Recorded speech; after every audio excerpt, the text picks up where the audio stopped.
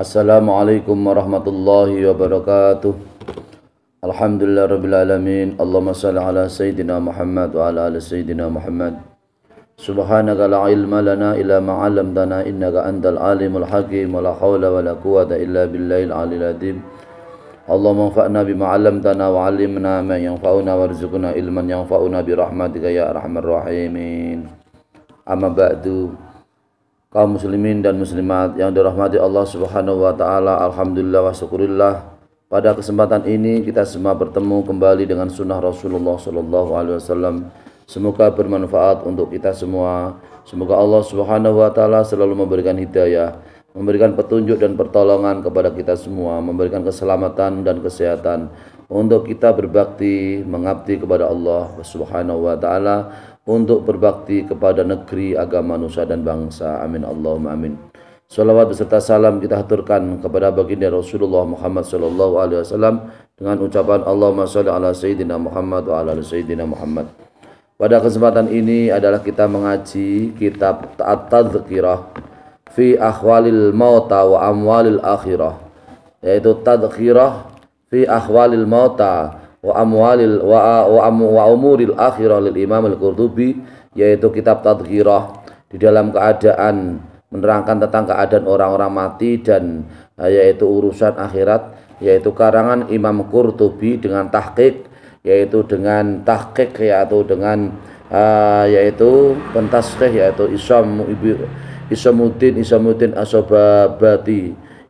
Asobabati. Dengan kita mengaji pada kesempatan ini, yaitu tentang surga dan neraka. Mengaji kitab Tadhkirah miliknya Imam Qurtubi atau pengarang Imam Qurtubi, Shahifah halaman 75. Bismillahirrahmanirrahim. Qalat Aisyatu al-jannatu darul askhiyai wan naru darul bukholai. Aisyah berkata bahwasanya surga adalah rumahnya orang-orang yang dermawan dan neraka adalah rumahnya orang-orang yang bakhil, orang-orang yang medit. Jadi kalau kita semua ini menjadi orang yang menjadi penduduk surga, maka hendaklah kita dermawan, kita orang yang lomo, orang kita dermawan kepada orang lain.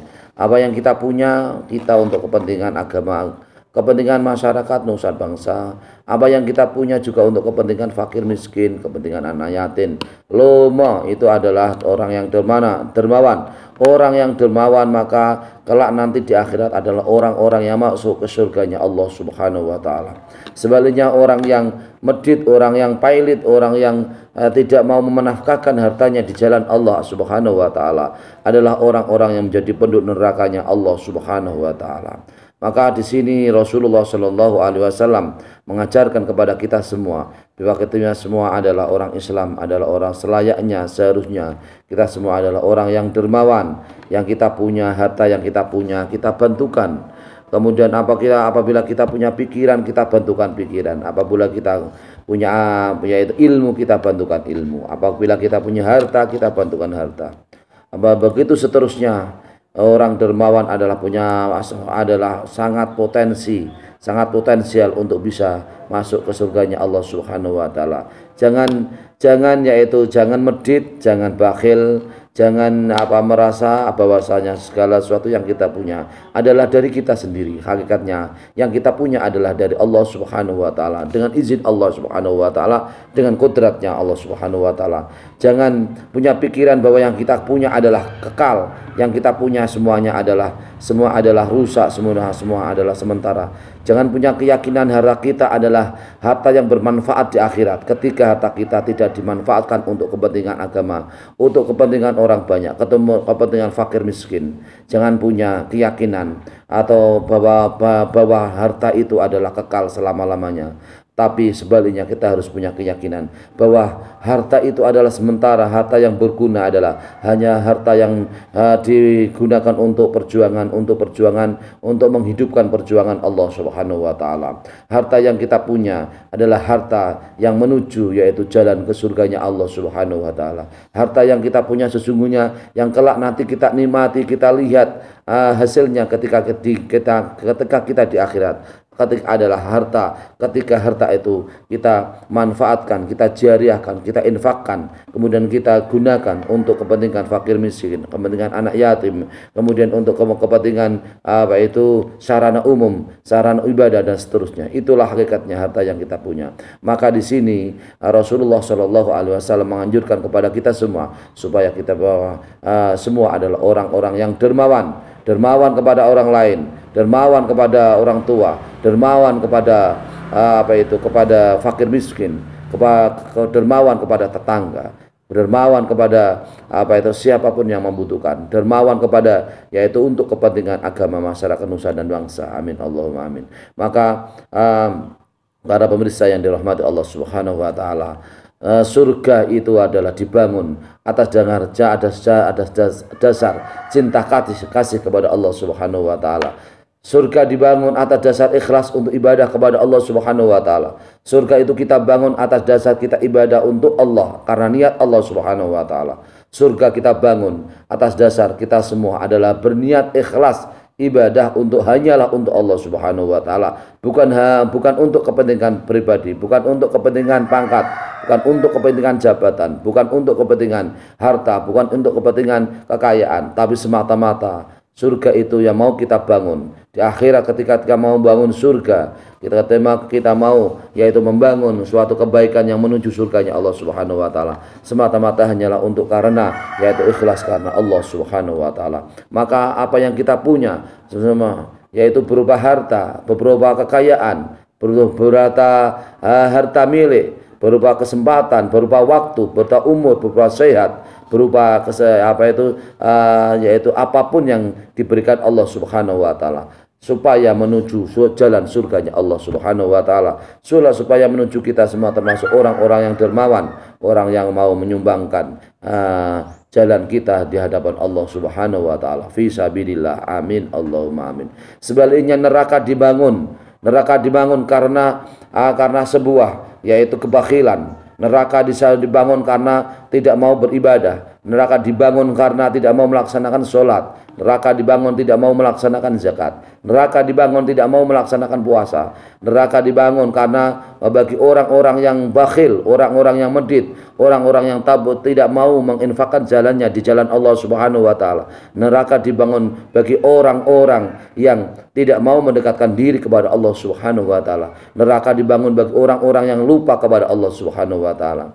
Neraka dibangun bagi orang-orang yang hartanya hanyalah untuk kepentingan pribadi, hanyalah hartanya adalah untuk bermewah-mewahan. Neraka dibangun bagi orang yang hartanya hanyalah untuk kepentingan dunia saja. Neraka dibangun bagi orang yang hartanya hanyalah untuk kepentingan yaitu kepentingan sesaat, bukan untuk kepentingan akhirat. Maka para pemirsa pendengar yang dirahmati Allah Subhanahu wa taala, mari membangun surganya Allah Subhanahu wa taala dengan berbagai pintu, lewat pintu harta, lewat pintu sholat, lewat pintu zakat, lewat pintu haji, lewat pintu umroh, lewat pintu puasa dan seterusnya. Mari kita semua termasuk orang-orang yang berhak mendapatkan surganya Allah Subhanahu wa taala di akhirat. Amin Allahumma amin.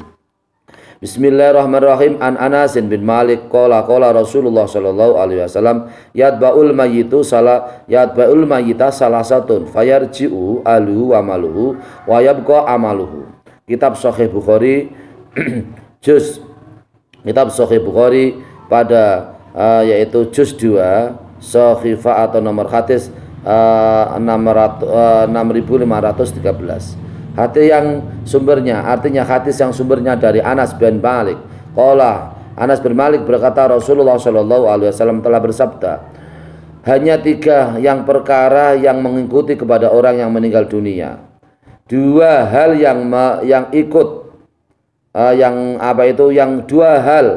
yang tidak ikut kepada si mayit orang yang meninggal dunia, dan 1 hal yang ikut kepada si mayit yaitu orang yang meninggal dunia. 2 hal yang ikut kepada orang yang meninggal dunia, si mayit atau orang yang meninggal dunia adalah yaitu ahli dan hartanya. Ahlinya, bapaknya, ibunya, keluarganya, anaknya, semuanya tidak mengikuti dengan orang yang meninggal dunia. Begitu juga hartanya, harta yang ia pikirkan, kemudian harta yang ia usahakan, harta benda yang selalu siang dan malam, kemudian ia mencari harta ketika seseorang meninggal dunia, maka harta itu tidak mengikuti kepada orang yang meninggalkan dunia ketika masuk alam kubur. Oleh karena itu semuanya adalah sirna. Harta akan sirna dan tidak ada manfaatnya ketika harta itu tidak digunakan untuk jalan Allah Subhanahu wa taala. Harta adalah harta yang memberikan madarat, memberikan siksa kepada seseorang. Ketika harta itu tidak diinfakkan, tidak dijariahkan, harta itu tidak diberikan, tidak dibelanjakan untuk jalan Allah Subhanahu wa taala, harta akan menjadi sia-sia. Ketika kita semua menumpuk harta, kita semua mengumpulkan harta, kita semua memikirkan harta dunia, kita semua yaitu memperbanyak harta dunia, ketika harta itu tidak digunakan jalan menuju jalan Allah Subhanahu wa taala, kita tidak digunakan untuk dibelanjakan untuk jalan Allah Subhanahu wa taala.